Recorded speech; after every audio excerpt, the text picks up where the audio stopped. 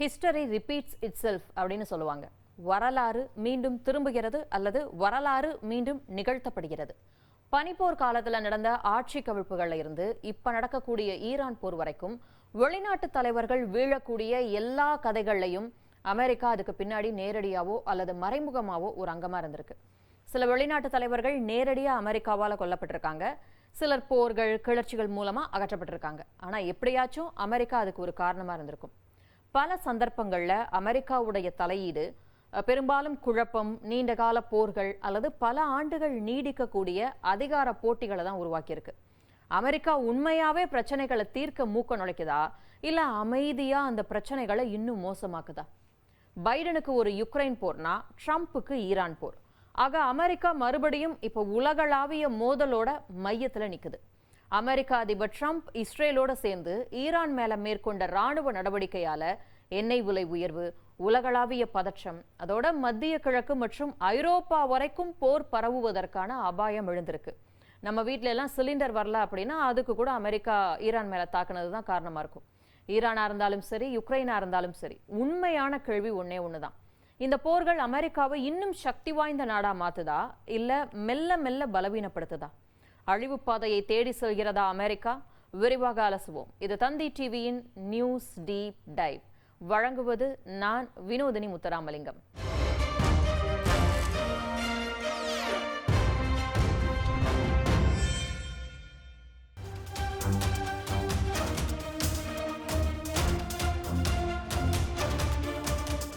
Kasim Soleimani ஞாபகம் இருக்கா?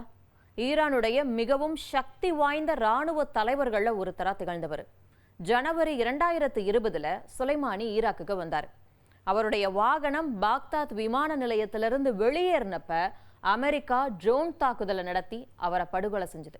ஈரான்ல வச்சு கொல்லாம ஈராக்ல வச்சு ஒரு நாட்டுடைய மிக உயர்மட்ட ராணுவ தலைவரை படுகொலை செஞ்சது அமெரிக்கா. கேட்டா காரணம் என்ன தெரியுமா சொல்லிச்சதுக்கு? அமெரிக்க வீரர்கள் மேல தாக்குதல் நடத்த திட்டமிட்டு இருந்தாங்க, அதனால நாங்க முந்திக்கிட்டோம் அப்படின்னுச்சு. ஆனா இத தற்காப்பு நடவடிக்கை அப்படின்னு பாராட்டப்பட்டதை விட சட்டவிரோத படுகொலை அப்படின்னு தான் பலரும் கண்டனம் தெரிவிச்சாங்க. பதிலடியா ஈராக்ல உள்ள அமெரிக்க ராணுவ தளங்களை ஈரான் தாக்குச்சு. ஈராக்ல ஈரான் தாக்குதல் நடத்துறதுக்கு காரணமா இருந்தது அமெரிக்கா தான். அடுத்து மத்திய ஆப்பிரிக்கால உள்ள காங்கோ ஜனநாயக குடியரசு. காங்கோ நாட்டுடைய முதல் பிரதமரா பதவியேற்றவர் தான் பேட்ரிஸ் லுமும்பா. காங்கோ நாட்டுடைய இயற்கை வளங்கள் அந்நிய நாடுகளுக்கு பயன்படாம தங்களுடைய சொந்த மக்களுக்கு தான் பயன்படணும் அப்படின்னு விரும்பின ஒரு வலிமையான தலைவரா அறியப்பட்டவர் அவர். உள்நாட்டு மோதல்களால லுமும்பா சோவியத் ஒன்றியத்தோட உதவியை கேட்கிறாரு. அது அமெரிக்காவுக்கு பிடிக்கல. அதனால லுமும்பாவை அதிகாரத்திலிருந்து அகற்ற அமெரிக்கா முடிவு செஞ்சது. வலுக்கட்டாயமா உள்நாட்டு பிரச்சனைகளால அவர் அகற்றவும் செய்யப்பட்டார். பின்னாடி அதுக்கு அமெரிக்கா ஒரு காரணமா இருந்துச்சு. மேற்கத்திய நாடுகளுடைய ஆதரவு பெற்ற மொபுட்டு அப்படிங்கிற ராணுவ தளபதி அந்த நாட்டுடைய கட்டுப்பாட்டை தன் கையில் எடுத்துக்கிட்டாரு. லுமும்பா கைது செய்யப்பட்டு சொந்த நாட்டுக்குள்ளேயே இருக்க அவருடைய எதிரிகள் கிட்ட ஒப்படைக்கப்பட்டாரு. இறுதியில 1961 அவர் கொல்லப்படுறாரு. லுமும்பாவை அமெரிக்கா நேரடியா கொலை பண்ணல அப்படின்னாலும் அவர் அதிகாரத்திலிருந்து அகற்றின சக்திகளுக்கு அமெரிக்கா ஆதரவா இருந்துச்சு. அடுத்து ஈராக்குடைய சதாம் ஹுசைன். 2003 அமெரிக்கா ஈராக் மேல படையெடுத்தது. சதாமுடைய அரசாங்கம் சில வாரங்களையே விழுது, தலைமறைவாகிறாரு. ஆனா 2003 கடைசியில அவர் பிடிபடுறாரு. புதிய ஈராக் அரசாங்கத்துக்கிட்ட அவர் ஒப்படைக்கப்படுறாரு. 2006 அவருக்கு மரண தண்டனை நிறைவேற்றப்படுது. 1980களில் நடந்த ஈரான் ஈராக் போறப்போ அமெரிக்கா ஈராக்கை மறைமுகமா ஆதரிச்சது. ஏன்னா இரண்டு நாடுகளுக்குமே ஈரான் பொதுவான எதிரி அப்படிங்கிறதால. 1990 சதாம் ஹுசைன் குவைத்தை ஆக்கிரமிச்சது தான் டேர்னிங் பாயிண்டே. உலக எண்ணெய் விநியோகம் பாதிக்கப்படும் அப்படின்னு சொல்லி அமெரிக்கா 1991 வளைகுடா போர்ல ஈராக்கை தோற்கடிச்சது. ஆனாலும் சதாம் ஆட்சியில தொடர்ந்தாரு. அதனால கடுப்பான அமெரிக்கா ஈராக் மேல கடுமையான பொருளாதார தடைகளை விதிச்சது. ஈரானுக்கு மாதிரியே ஈராக்குக்கும் மிக பெரும் பேரழிவு தரக்கூடிய ஆயுதங்கள் எல்லாம் வச்சிருக்காங்க அப்படின்னு குற்றம் சாட்டி அமெரிக்கா 2003 முழுமையா படையெடுப்பை நடத்தி சதாம் ஹுசைன் ஆட்சியை கவிழ்த்து இறுதியில அவர் தூக்கிலிடப்பட்டார். அடுத்து கடாஃபியை நமக்கு எல்லாம் நினைவிருக்கும். வட ஆப்பிரிக்க நாடான லிபியாவோட நீண்ட கால தலைவராக இருந்தவர். என்னதான் அவர் எதிர்ப்புகளை விரும்பாதவர், அவர் ஆட்சியில் இருந்தப்போ சுதந்திரமான தேர்தல்கள் நடத்தப்பட வாய்ப்பே இல்லை அப்படின்னு பல குற்றச்சாட்டுகள் முன்வைக்கப்பட்டாலும் கண்கூடா பார்க்கிற வகையில நன்மைகளையும் செஞ்சவர் அப்படின்னு தான் சொல்றாங்க. ஆப்பிரிக்க கண்டம்னு எடுத்துக்கிட்டாலே பொதுவாக ஏழை நாடுகள் இருக்கிற ஒரு கண்டம் அப்படிங்கிற ஒரு கண்ணோட்டம் தான் பொதுவாக எல்லாத்துக்கும் இருக்கும். ஆனால் ஆப்பிரிக்காவிலேயே மிக உயர்ந்த வாழ்க்கை தரம் லிபியா கிட்ட இருந்ததா சொல்லப்படுது. இலவச கல்வி, இலவச சுகாதாரம், எண்ணெய் வர்த்தகம் எல்லாமே அவருடைய ஆட்சியில சிறப்பாக இருந்ததா இன்னமும் கூட பலர் சொல்லுவாங்க. ஆனால் அவர் மேலே இருந்த எதிர்மறையான விஷயங்களை வச்சு அந்த நாட்டு அரசுக்கு எதிராக போராட்டங்கள் வெடிக்குது. பொதுமக்களை பாதுகாக்கிறோம் அப்படின்னு அமெரிக்காவும் நேட்டோ கூட்டணியும் கடாஃபி படைகளுக்கு எதிராக வான்வழி தாக்குதல்கள் நடத்துறாங்க. இதுக்கு மத்தியில லிபியால கிளர்ச்சி குழுக்கள் வலுவடையுது. கடாஃபி தன்னுடைய கட்டுப்பாட்டை இழக்கிறாரு. நாட்டுல பல பகுதிகள் அவருடைய கையை விட்டு போகுது. கடைசியில 2011 கிளர்ச்சியாளர்களால பிடிபட்ட கடாஃபி படுகொலை செய்யப்படுறாரு. இங்கேயும் அமெரிக்கா நேரடியா தலையிடல. ஆனா அமெரிக்கா தலைமையிலான ராணுவ தலையீடு அவருடைய ஆட்சியை பலவீனப்படுத்தி கடைசியில கொலை செய்ய வழிவகுத்தது. இதே மாதிரி கதைகள் தான் சிலி, வியட்நாம் போன்ற நாடுகளையும் நடந்துச்சு. இப்ப கண்கூடா அதுக்கு நம்ம பார்க்கக்கூடிய உதாரணம் தான் ஈரான். வரலாற்றுல ஆயிரம் ஆண்டுகளா இந்த மாதிரி பல படையெடுப்புகளை பார்த்திருப்போம், பேரரசுகளோட வீழ்ச்சிகளை பார்த்திருக்க மாட்டோம், படிச்சிருப்போம். ஆனா நம்ம கண்கூடா இப்ப அப்படி ஒரு சம்பவத்தை பார்க்கிறோம். அணுசக்தி ஒப்பந்த பேச்சுவார்த்தை நடந்துகிட்டே இருக்குது. அடுத்த வாரம் அடுத்த கட்ட பேச்சுவார்த்தை நடக்க போகுது அப்படின்னா ஈரான் மேல அமெரிக்காவும் இஸ்ரேலும் தாக்கி அந்த நாட்டுடைய உச்சபட்ச தலைவர் காமேனியை படுகொலை செய்யறாங்க. பள்ளிகள், வழிபாட்டு தலங்களை தாக்குறாங்க. குழந்தைகள், பெண்கள்னு பலர் கொல்லப்படுறாங்க. ஈரான்ல ஆட்சி மாற்றம் வேணும் அப்படின்னு அமெரிக்காவும் இஸ்ரேலும் சொல்றாங்க. கேட்டா ஈரான் மக்கள் ரொம்ப ஏழ்மையில கஷ்டப்படுறாங்க அப்படிங்கிறாங்க. ஆனா அவங்க கஷ்டப்படுறதுக்கு முழு காரணமும் அமெரிக்கா இஸ்ரேலோட நட்பு நாடுகள் தான் அப்படிங்கிறது பலருடைய கருத்தும். இவங்க பொருளாதார தடைகள் விதிச்சிருக்காட்டி ஈரானும் மற்ற நாடுகள் மாதிரி இயல்பான வாழ்க்கையை வாழ்ந்திருக்கலாம். அமெரிக்காவுக்கும் இஸ்ரேலுக்கும் எப்படி அணுசக்தி ஆராய்ச்சி பண்ண உரிமை இருக்கோ அதே மாதிரி எல்லா நாடுகளுக்கும் இருக்கு. இல்ல அந்த மாதிரி பயங்கரமான ஆய்வுகள்லாம் தவறு அப்படின்னா அது அமெரிக்காவும் இஸ்ரேலும் பண்ணாலும் தவறு தான் அப்படிங்கிறது தான் பெரும்பாலானோருடைய கருத்து. வேனிட்டி வார்னு ஒரு விஷயம் சொல்லுவாங்க.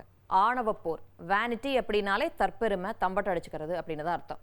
வேனிட்டி வார்னா ஒரு நாட்டுடைய தேசிய நலனை விட அந்த தலைவரோட ஈகோ, தற்பெருமையால தூண்டப்பட்டு நடத்தப்படக்கூடிய ஒரு போர். வேற வழியே இல்லை, நான் போர் செஞ்சே ஆகணும் அப்படிங்கிறது ஒரு பக்கம். இப்ப நான் போர் செஞ்சாதான் நான் பெரிய ஆளா தெரிவேன் அப்படிங்கிறது ஒரு பக்கம். இதுல அமெரிக்காவும் இஸ்ரேலும் நடத்தக்கூடிய போர் இரண்டாம் வகை தான் அப்படின்னு விமர்சிக்கப்படுது. இந்த ஈரான் போர் மாதிரியே தான் யுக்ரைன் போரும். யுக்ரைன் போர் அமெரிக்க முன்னாள் அதிபர் பைடன் ஆட்சி காலத்துல துவங்கப்பட்டுச்சு. இதுல அமெரிக்கா நேரடியா தலையிடாட்டியும் அமெரிக்கா யுக்ரைனுக்கு வலுவான ஆதரவு அளிச்சு நேட்டோவை ரஷ்யாவுக்கு பக்கத்துல விரிவுபடுத்துச்சு. முதல்ல இந்த யுக்ரைன் போர் தொடங்கினதுக்கே காரணம் என்ன? ஏன் ரஷ்ய அதிபர் புட்டின் படையெடுப்ப தொடங்கினாரு? ஏன்னா ரஷ்யாவோட அண்டை நாடு யுக்ரைன். அந்த யுக்ரைன் நேட்டோல சேர்றேன் அப்படின்னு ஒத்த கால நிக்குது.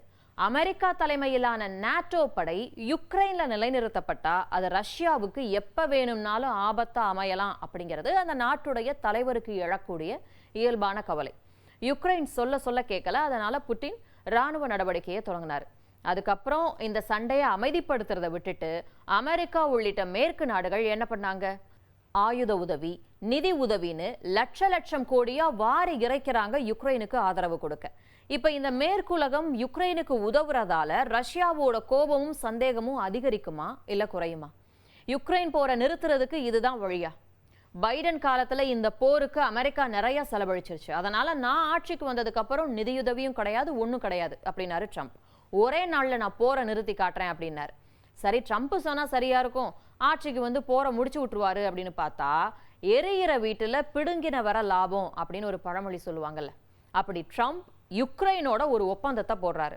நாங்க உங்களுக்கு ஏகப்பட்ட உதவிகள் செஞ்சுட்டோம், நீங்க எங்களுக்கு என்ன கைமாறு செய்வீங்க அப்படின்னு சொல்லி முக்கியத்துவம் வாய்ந்த கனிம வள ஒப்பந்தத்தை மேற்கொள்றாங்க. அதன்படி யுக்ரைனோட அரிய வகை கனிமங்களை வெட்டி எடுக்கக்கூடிய உரிமையை அமெரிக்கா பெறுது.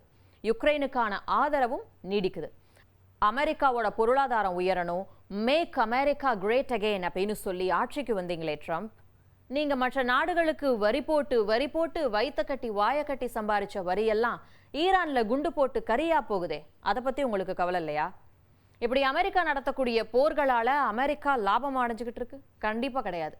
அமெரிக்காவுடைய எதிரிகள் தான் வளர்ந்துகிட்டு இருக்காங்க. உதாரணத்துக்கு ரஷ்யா கிட்ட இருந்து எண்ணெய் வாங்கக்கூடாது அப்படின்னு நம்மளை எவ்வளோ டார்ச்சர் பண்ணார் அந்த மனுஷன். ஆனா ஈரான் போரால அமெரிக்கா இஸ்ரேல் பலனடைகிறத விட அவங்க எதிரியான ரஷ்யா தான் பலனடையுது. யுக்ரைன் போரை மறந்துட்டாங்க. எண்ணெய் விலை உயருது. ஈரானுக்கு பக்கத்துல இருக்க ஹார்முஸ் நீரிணையை ஈரான் மேற்கு நாடுகளுக்கு மூடினதால இப்ப அமெரிக்கா அதை காப்பாற்ற போராடிக்கிட்டு இருக்கு. உங்க எனர்ஜியை ஃபுல்லா நீங்க அங்க செலவழிச்சுக்கிட்டு இருக்கீங்க. ஆனா உலக அளவுல ஏற்பட்டிருக்கக்கூடிய கச்சா எண்ணெய் விநியோக தடை ரஷ்யாவுக்கு லாபமாகியிருக்கு. ஒரு காலத்துல ரஷ்யா கிட்ட இருந்து கச்சா எண்ணெய் வாங்கினா வரி போடுவோம் அப்படின்னு சொன்ன அதே அமெரிக்கா இப்ப ரஷ்யா கிட்ட இருந்து எண்ணெய் வாங்கிக்கங்க அப்படின்னு சொல்ற அளவு நிலைமை தலைகீழா மாறி இருக்கு. வாழ்க்கை ஒரு வட்டம் மிஸ்டர் ட்ரம்ப். அடுத்து சீனா. எதிரி தவறு செய்யறப்ப அதை தடுக்க கூடாது அப்படிங்கிறது தான் இப்ப சீனா எடுத்திருக்கக்கூடிய நிலைப்பாடு. ஓடு மீன் ஓட உருமீன் வருமளவு வாடி இருக்குமாம் கொக்கு அப்படின்னு ஔவையார் சொல்ற மாதிரி சிறந்த வாய்ப்பு கிடைக்கிற வரைக்கும் பொறுமையோட காத்திருக்கணும் அப்படிங்கிறத சீனா கரெக்டா தெரிஞ்சு வச்சிருக்கு. யுக்ரைன், மத்திய கிழக்கு அப்படின்னு அமெரிக்கா தன்னுடைய பணம், ராணுவ சக்தி, அரசியல் கவனம் இதையெல்லாம் அங்க செலவழிச்சுக்கிட்டு இருக்கு. ஆனா சீனா தன்னுடைய வளங்களை சேமிச்சு அமைதியா தன்னுடைய வளர்ச்சிக்கு தேவையானதை பண்ணிக்கிட்டு இருக்கு. பிற நாடுகளுடைய பொருளாதார உறவை வலுப்படுத்துறது, ஆசியா, ஆப்பிரிக்கா, மத்திய கிழக்கு பகுதிகளில் செல்வாக்கு அதிகரிக்கிறது, இப்படி தன்னை ஒரு நம்பகத்தன்மை வாய்ந்த கூட்டாளியா சீனா காமிச்சுக்க ரொம்ப மெனக்கட்டுக்கிட்டு இருக்கு. அப்படியே ஆப்போசிட்டா ட்ரம்ப் கூட்டாளியா இருக்கிற நாடுகளை கூட எதிரியா மாற்ற முயற்சி பண்ணிக்கிட்டு இருக்காரு. முக்கியமா ரஷ்யா, ஈரானோட சீனா ரொம்ப நெருக்கம் காட்டுது. எரிசக்தி, வர்த்தகம், ராணுவ ஒத்துழைப்பு இதன் மூலமா உறவை வலுப்படுத்துது. ஆக அமெரிக்காவுக்கு எதிராக ஒரு பலம் வாய்ந்த கூட்டணி உருவாகிட்டு இருக்கு. எரிசக்தி பாதுகாப்பு சீனாவுடைய பலம். மேற்கத்திய தடைகள் காரணமா ரஷ்யா மற்றும் ஈரான் எண்ணெயை குறைந்த விலையில விற்கும் சூழல் உருவாச்சு. இதனால சீனாவுக்கு மலிவான மற்றும் நிலையான எரிசக்தி கிடைக்குது. எதிரி சோர்வடைகிற வரைக்கும் சீனா காத்திருக்கு. நிதானமே பிரதானம் அப்படின்னு. அமெரிக்கா ஒரே நேரத்துல உலகத்துல நடக்கிற எல்லா பிரச்சனைகளையும் மூக்க நுழைச்சிட்டு பிரச்சனையை இழுத்துட்டு வந்துட்டு இருக்கு. தெளிவா பிளானிங் இல்ல. அதே நேரத்துல அதோட எதிரிகளான ரஷ்யாவும் சீனாவும் சைலண்டா சம்பவம் பண்ணிக்கிட்டு இருக்காங்க. பரவாயில்ல, இவ்வளோ கஷ்டப்பட்டு உங்க எதிரிகளை வளர்த்து விட்டுட்டு இருக்கீங்களே ட்ரம்ப், உங்க பெருந்தன்மையை பாராட்டியே ஆகணும்.